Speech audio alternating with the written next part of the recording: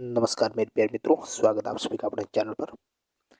रीट राजस्थान अध्यापक पात्रता परीक्षा लेवल 1 जिसके लिए हम टेस्ट सीरीज देख रहे हैं। ये टेस्ट सीरीज है माइल स्टोन अकेडमी बाड़मेर की टेस्ट सीरीज, बहुत अच्छी टेस्ट सीरीज। रीट लेवल 1 वाले आपके लिए ये टेस्ट सीरीज है, इनको आप संपूर्ण अंत तक देखिएगा। पहले हम देखेंगे CDP के क्वेश्चन, बाल विकास एवं शिक्षा शास्त्र के। आज ये पेपर हुआ है, इस पेपर को आप एंड तक देखना है आपको। 150 क्वेश्चन है, ज़्यादा टाइम मैं नहीं लूँगा आपका, इसलिए पार्ट में भी हो सकता है इस पेपर को। आज हम CDP क्वेश्चन या हिंदी लैंग्वेज के क्वेश्चन देखेंगे, 60 क्वेश्चन, फिर कल आगे नेक्स्ट देखेंगे। बहुत अच्छा ये मॉडल पेपर है, आपको एंड तक देखना है। इस टेस्ट सीरीज को आज आयोजित हुई है। बाल विकास एवं शिक्षा शास्त्र CDP के क्वेश्चन पहले देख लेते हैं। आपको ये टेस्ट सीरीज चाहिए PDF के रूप में तो टेलीग्राम जरूर ज्वाइन करें, मैं नीचे डिस्क्रिप्शन में टेलीग्राम का लिंक दे दूंगा। L1 और L2 वाले भी बाल विकास शिक्षा शास्त्र के ये 30 क्वेश्चन देख सकते हैं, क्योंकि सब्जेक्ट के अलावा बाकी सभी कॉमन है, लैंग्वेज भी और CDP और शिक्षण विद्या। चलिए पहला क्वेश्चन बाल विकास शिक्षा शास्त्र से जुड़ा हुआ।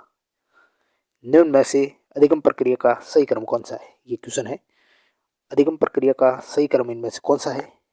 पहले अभिप्रेरणा, फिर विभिन्न अनुक्रिया होगी, फिर पुनर्बलन होगा, फिर बाधा आएगी, या पहले अभिप्रेरणा फिर बाधा फिर विभिन्न अनुक्रिया और फिर पुनर्बलन मिलेगा, या पहले लक्ष्य फिर अभिप्रेरणा फिर विभिन्न अनुक्रिया और फिर बाधा है, या ऑप्शन 4 है कि अभिप्रेरणा पहले होगी, फिर विभिन्न अनुक्रिया होगी, फिर बाधा और फिर पुनर्बलन। तो सही क्रम अधिगम प्रक्रिया का। बहुत अच्छा क्वेश्चन है, ऑप्शन 4 इसका सही है।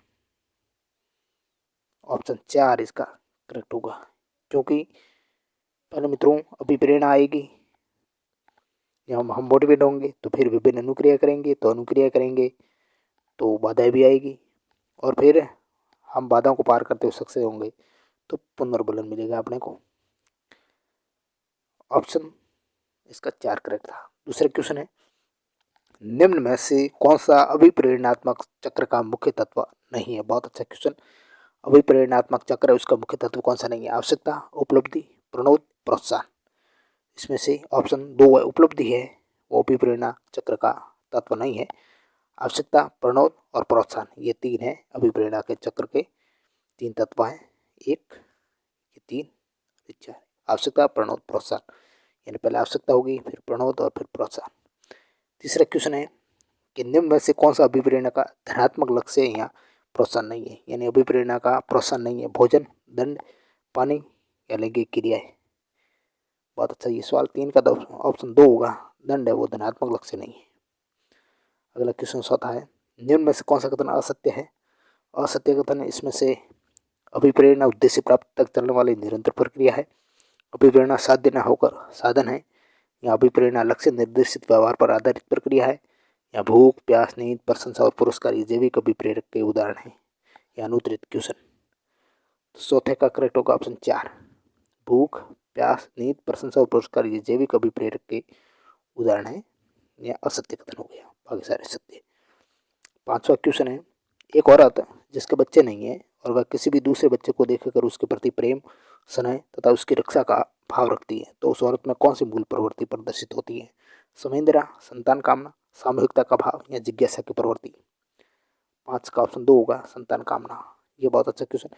तो आपको बता दूं, आप CDP के एक आप यूँ करो, कॉपी लेकर बैठो और उस कॉपी में आप पहले CDP पार्ट लगाओ और उसके 30 क्वेश्चन में से फिर आप आंसर करते जाओ, यानी आपको कौन सा आंसर आता मन में ही, तो आप आपके 30 में से आपके कितने, तो आपके ये घर बैठे ही आपकी ये टेस्ट सीरीज हो जाएगी।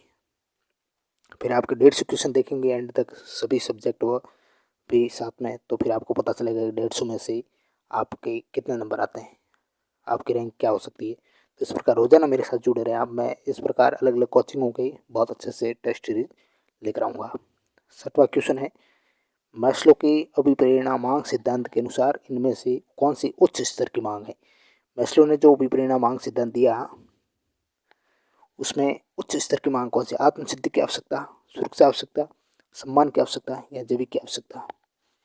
छठे का ऑप्शन 1 होगा, आत्मसिद्धि की आवश्यकता है मैस्लो की सबसे उच्च स्तर की मांग है।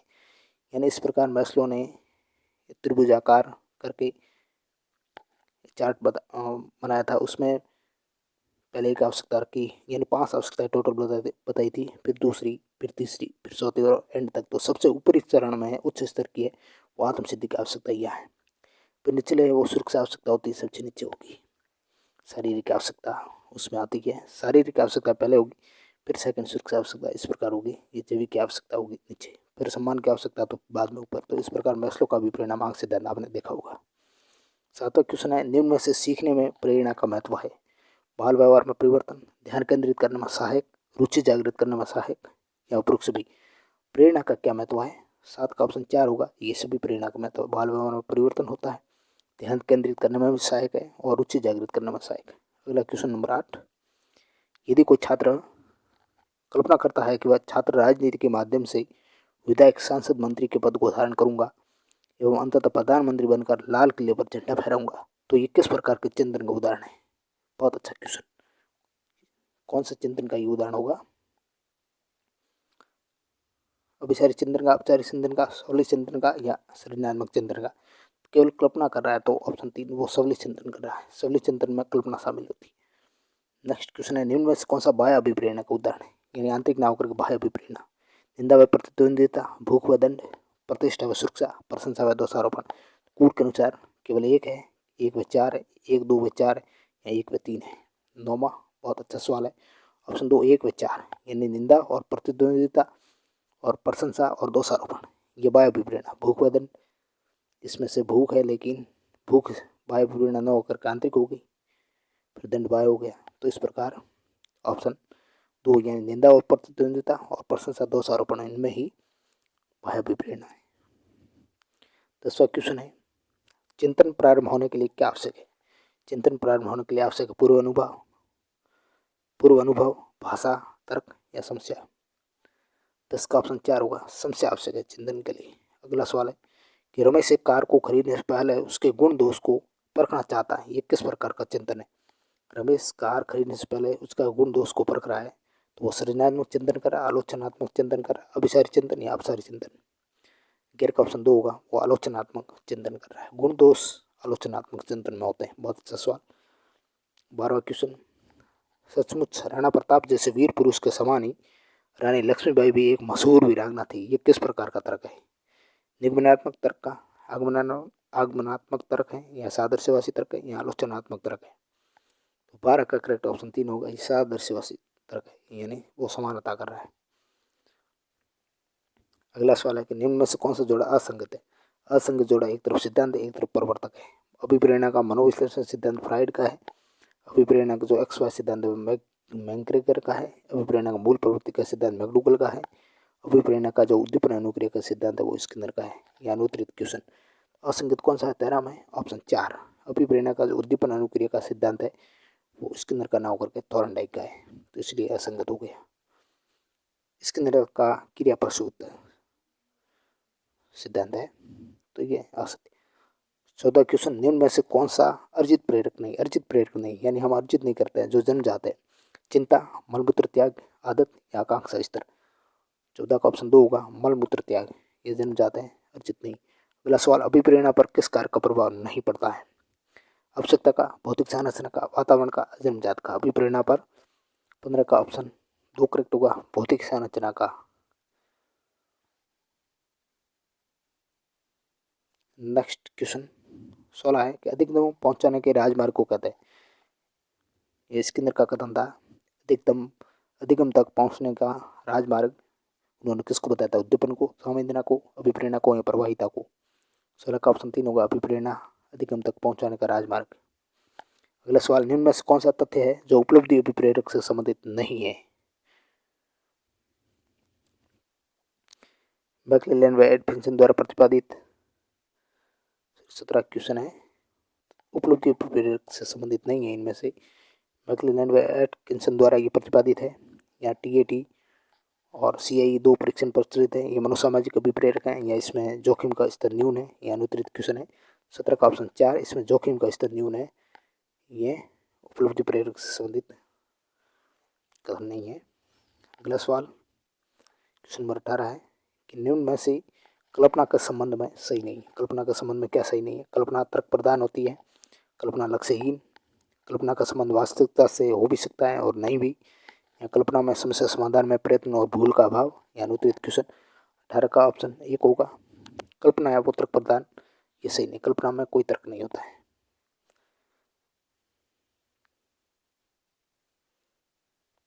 अगला सवाल क्वेश्चन नंबर 19 है कि अभिप्रेरणा हेतु जो पुरस्कार किस रूप में दिए जाने चाहिए? मनोवैज्ञानिक या प्रशंसा प्रोत्साहन आदि के रूप में, नकद नोटों के रूप में, खेल कालांश में जाने से मुक्त कर, इनमें से किसी भी रूप में नहीं। 19 का ऑप्शन एक होगा, मनोवैज्ञानिक के रूप में यानी प्रशंसा प्रोत्साहन, इसके रूप में अभिप्रेरणा हेतु पुरस्कार दिए जाने चाहिए। अगला सवाल, निम्न में से कौन सी चिंतन की विशेषता नहीं है?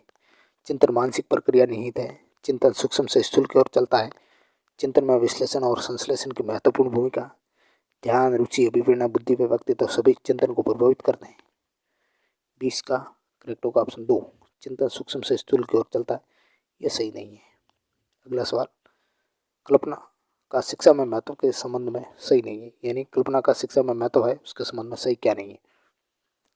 बौद्धिक प्रखरता, ज्ञान अर्जन की तीव्रता, निराशा का आवरण, सृजन शक्ति का विकास। ऑप्शन 3 होगा निराशा का आवरण। अगला सवाल है, जिनमें से कौन सा कल्पना का प्रकार नहीं? कल्पना का प्रकार कौन सा नहीं है? आगमनात्मक, उत्पादनात्मक, रचनात्मक या सृजनात्मक। 22 का ऑप्शन एक होगा, यह आगमनात्मक है, कल्पना का प्रकार नहीं, यह तर्क के प्रकार चिन्ह। अगला सवाल, निम्न में से कौन सी विशेषता आंतरिक रूप से अभिप्रेरित बच्चों के लिए सही नहीं है? आंतरिक रूप से अभिप्रेरित बच्चा कौन सा नहीं है इनमें से? उन्हें कार्य करने में आनंद आता है, वह कार्य करते समय उच्च स्तर की ऊर्जा प्रदर्शित करते हैं, वह चुनौती भरे कार्य को पसंद करते हैं, वह हमेशा सफल रहते हैं। तो इसका ऑप्शन 4, वह हमेशा सफल होना ये जरूरी नहीं, आंतरिक रूप से जो अभिप्रेरित बच्चा है। अगला क्वेश्चन, जिनमें में से अधिगम सीखने के लिए सर्वाधिक महत्वपूर्ण कारक है? अभिप्रेरणा, अच्छा शैक्षिक वातावरण, शिक्षण विधि या शिक्षक। ऑप्शन एक अभिप्रेरणा, अगर अभिप्रेरणा नहीं होती तो ये बाकी कुछ नहीं कर सकते, इसलिए अभिप्रेरणा अधिगम का राजमार्ग है। 25वां क्वेश्चन, 25वां सवाल है कि बालक किसी कार्य को अपनी इच्छा से करता है तो वह है नकारात्मक प्रेरणा, सामाजिक प्रेरणा, मनोदैहिक प्रेरणा या सकारात्मक प्रेरणा। 25 का ऑप्शन 4 होगा, सकारात्मक प्रेरणा होगी, अपनी इच्छा से कर रहा है तो। 26वां क्वेश्चन है कि निम्न में से चिंतन के साधन कौन से इनमें से? विचार, संकेत, भाषा, उपरोक्त सभी। 26 का करेक्ट ऑप्शन 4 होगा, ये सभी है वो चिंतन के साधन माने जाते हैं। क्वेश्चन नंबर 27 है, ये अच्छा क्वेश्चन है। थॉमसन के अनुसार निम्न में से कौन सा स्वाभाविक प्रेरक नहीं है? अनुकरण, सहयोग, स्नेह, खेल। स्वाभाविक प्रेरक नहीं है इनमें से ऑप्शन नंबर 2 सहयोग, यानी खुद नहीं कर सकता, बाकी वो खुद कर सकता है। सहयोग के लिए जरूरी है किसी की सहायता या साथ होना। अगला सवाल, अभिप्रेरणा के संदर्भ में भोजन क्या है? चालक है, प्रोत्साहन है, प्रेरक है या उद्देश्य है? 28 का ऑप्शन 2 होगा, प्रोत्साहन है, भोजन प्रोत्साहन है। अगला क्वेश्चन है 29 कि निम्न में से कौन सा मनोसामाजिक अभिप्रेरक नहीं है इसमें से? सत्ता, उत्कृष्टता, कामवर्ती या मित्रतापूर्ण संबंध। ऑप्शन 3 कामवर्ती है, ये मनोसामाजिक अभिप्रेरक नहीं है, बाकी के मनोसामाजिक से जुड़े हुए हैं। 30वां क्वेश्चन अंतिम CDP का क्वेश्चन, निम्न में से किसने अभिप्रेरणा को सीखने का आधार माना है? स्किनर ने, सोरेनसन ने, वुडवर्थ ने, जॉनसन ने। ऑप्शन 2 सोरेनसन, सीखने का आधार सोरेनसन, सोरेनसन है वो सीखने का आधार है, अभिप्रेरणा सीखने का आधार सोरेनसन ने माना। बहुत अच्छे ये 30 क्वेश्चन CDP के देखे, दोनों लेवल वाले आपके लिए ये समान क्वेश्चन आप देख सकते हो। हिंदी भाषा प्रथम ये भी आप देख सकते हो, सेकंड लेवल वाला भी, क्योंकि हिंदी भाषा आपके भी। 31वां क्वेश्चन है, मनुष्य के भाव और विचारों के जो पारस्परिक आदान प्रदान है उसका प्रमुख माध्यम है? नाटक, भाषा, भाव भंगिमा या लेखन। बहुत अच्छा क्वेश्चन, तो ऑप्शन 2 भाषा। अगला सवाल, भाषा का प्राथमिक रूप है, भाषा का प्राथमिक रूप लिखित, नियमबद्ध, मौखिक या व्याकरणिक। ऑप्शन 3 मौखिक है वो प्राथमिक रूप। अगला सवाल है, भाषा की शिक्षा दी जाती है विद्वान बनने के लिए, मनोरंजन के लिए, अर्थ ग्रहण और अभिव्यक्ति के लिए या कवि बनाने के लिए। ऑप्शन 3 अर्थ ग्रहण और अभिव्यक्ति के लिए। अच्छा क्वेश्चन। क्वेश्चन नंबर 34 है, दक्षता से तात्पर्य क्या है? किसी कार्य को पूर्ण कर लेने की क्षमता, विद्यार्थी की परिपक्वता या विद्यार्थी का मानसिक स्वास्थ्य। 34 का ऑप्शन 1 होगा, किसी कार्य को पूर्ण कर लेने की क्षमता है वो दक्षता मानी जाएगी। क्वेश्चन नंबर 35, बच्चों के पास भाषा सीखने की क्षमता है वो जन्मजात होती है, ये कथन किस विद्वान का? Very very important. Crow and crow का, मॉरिसन का, सोमस्की का या ब्राइन का? 35 का ऑप्शन 3 होगा, सोमस्की। अगला सवाल है, भाषा सिखाने की मनोवैज्ञानिक प्रवृत्तियां कौन सी है? जिज्ञासा, अनुकरण, अभ्यास या ये सभी? ऑप्शन 4 ये सभी है मनोवैज्ञानिक प्रवृत्तियां भाषा सिखाने की। 37वां क्वेश्चन है, भाषा दक्षता का विकास किया जा सकता है शुद्ध उच्चारण के द्वारा, लिपि और वर्तनी के सही ज्ञान द्वारा, शब्द रचना के ज्ञान द्वारा या इन सभी द्वारा? 37 का ऑप्शन 4 इन सभी द्वारा। 38वां क्वेश्चन है कि बालक द्वारा भाषा सिखाने के 4 अवयवों का सही क्रम कौन सा है? यानी सबसे पहले जिज्ञासा होगी, फिर प्रयत्न, फिर अनुकरण, अभ्यास, या प्रयत्न, अनुकरण, जिज्ञासा, अभ्यास। यानी भाषा सीख रहे हैं तो 4 अवयव है, अनुकरण, प्रयत्न, अभ्यास, जिज्ञासा, अभ्यास, जिज्ञासा, प्रयत्न या अनुकरण। क्रम उसका सही बताना है। ऑप्शन 1, पहले जिज्ञासा होगी, फिर हम प्रयत्न करेंगे, अनुकरण भी करेंगे और फिर अभ्यास करेंगे। 38 का ऑप्शन 1 है वो करेक्ट होगा। नेक्स्ट क्वेश्चन, बच्चों का भाषाई विकास सर्वाधिक रूप से निर्भर करता है संचार माध्यमों पर, समर्थ भाषा परिवेश पर, पाठ्यपुस्तक पर या आकलन की औपचारिकता पर? बहुत अच्छा क्वेश्चन है। ऑप्शन 2 समर्थ भाषा परिवेश पर। यानी बच्चे अनुकरण कर रहे हैं तो अच्छा परिवेश होगा, अच्छी भाषा होगी, समर्थ होगी तो बच्चों का भाषाई विकास है वो बढ़िया होगा। 40वां क्वेश्चन, भाषा को सीखने की प्रक्रिया में बालक के मस्तिष्क में कितने बिंब बनते हैं? यानी बिंब बालक के मस्तिष्क में 2, 3, 4 या 5? 40 का करेक्ट ऑप्शन 3, 4 बिंब बनते हैं। अगला सवाल है, 4 बिंब है कौन से? जो ये बिंब आगे देखो, इनमें से कौन सा बिंब भाषा सीखने की प्रक्रिया में मस्तिष्क में नहीं बनता है? इसमें से कौन सा नहीं बनता है? दृष्टिबिंब, भाव बिंब, स्वर बिंब, विचार बिंब? 41 का करेक्ट 3 होगा, स्वर बिंब है वो मस्तिष्क में नहीं बनता है।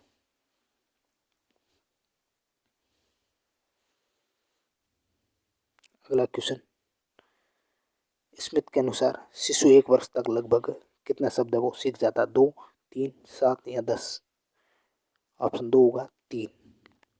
बच्चा अपने घर और समाज के वातावरण से स्वाभाविक रूप से क्या अर्जित करता है? व्याकरण को, भाषा को, वाक्य को या शब्द को? भाषा को। नेक्स्ट 44 क्वेश्चन, भाषा अर्जन में महत्वपूर्ण है भाषा का व्याकरण, पाठ्यपुस्तक, भाषा का शिक्षक, भाषा का विभिन्न रूपों का प्रयोग? ऑप्शन 4 भाषा के विभिन्न रूपों का प्रयोग। अगला सवाल है, भाषा की प्रकृति के संबंध में कौन सा कथन है वो उचित नहीं है? भाषा कठोरता से व्याकरणिक नियमों का अनुकरण करती है, भाषा एक दूसरे के सानिध्य में फलती फूलती है, भाषा की नियमित व्यवस्था है, या भाषा का जितना अधिक प्रयोग किया जाएगा उतनी ही भाषा पर पकड़ मजबूत होती जाएगी? ऑप्शन 1 भाषा कठोरता से व्याकरणिक नियमों का अनुकरण करती है, यह उचित नहीं है। 46 क्वेश्चन था कि प्रत्यय रहित शब्द कौन सा है? इसमें से प्रत्यय रहित शब्द है वो था अनुवाद। किस शब्द में तद्धित प्रत्यय का योग है? तद्धित प्रत्यय का योग है इसमें से मिठास में।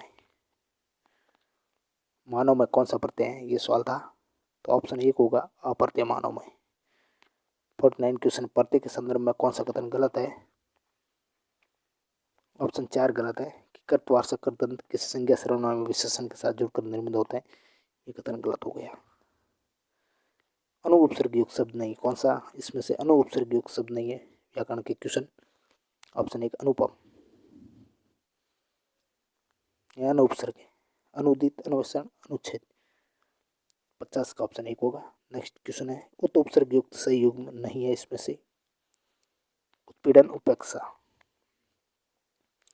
किस विकल्प के सभी शब्दों में अनुपसर्ग नहीं है? अनुपसर्ग किसमें नहीं है? अनुपयोगी और अनुवीक्षण में। नेक्स्ट क्वेश्चन नंबर 52 53 है, सौलभ शब्द में कौन सा उपसर्ग है? सौलभ शब्द में उपसर्ग पूछा है, सु है, सूधन अल्प। दूर से फेंक कर जो चलाया जाने वाला हथियार है वो क्या कहलाएगा? यानी हम पास नहीं रखते, दूर से अस्त्र।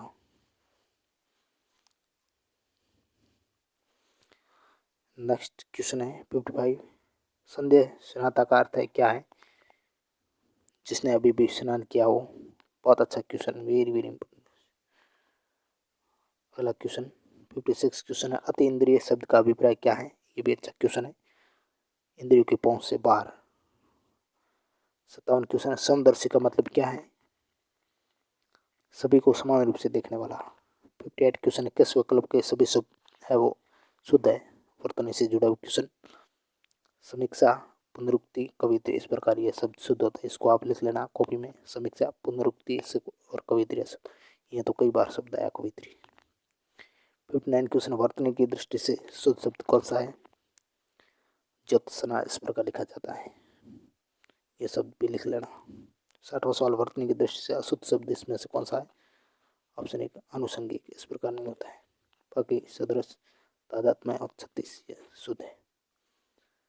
फिर आगे संस्कृत, जो आपका सेकंड लैंग्वेज है, इससे जुड़े हुए क्वेश्चन माइलस्टोन एकेडमी के ये टेस्ट सीरीज, बहुत अच्छी टेस्ट सीरीज, 60 क्वेश्चन आज हमने डिस्कस किए। नेक्स्ट पार्ट सेकंड होगा इसी टेस्ट सीरीज का, बाकी के सवाल आपके सब्जेक्ट के और लैंग्वेज सेकंड संस्कृत के देखेंगे। आप हमारे साथ जुड़े रहे पार्ट 2 देखने के लिए। PDF इसकी टेलीग्राम पर मिल जाएगी, जरूर ज्वाइन करें, मैं डिस्क्रिप्शन में टेलीग्राम का लिंक दे दूंगा। क्लास अच्छी लगी तो लाइक करें मित्रों, आपके लिए कितना प्रयास हो रहा है, मैं सभी कोचिंग और टेस्ट सीरीज इस प्रकार लेकर आऊँगा, आप हमारे साथ जुड़े रहें। Thank you very much.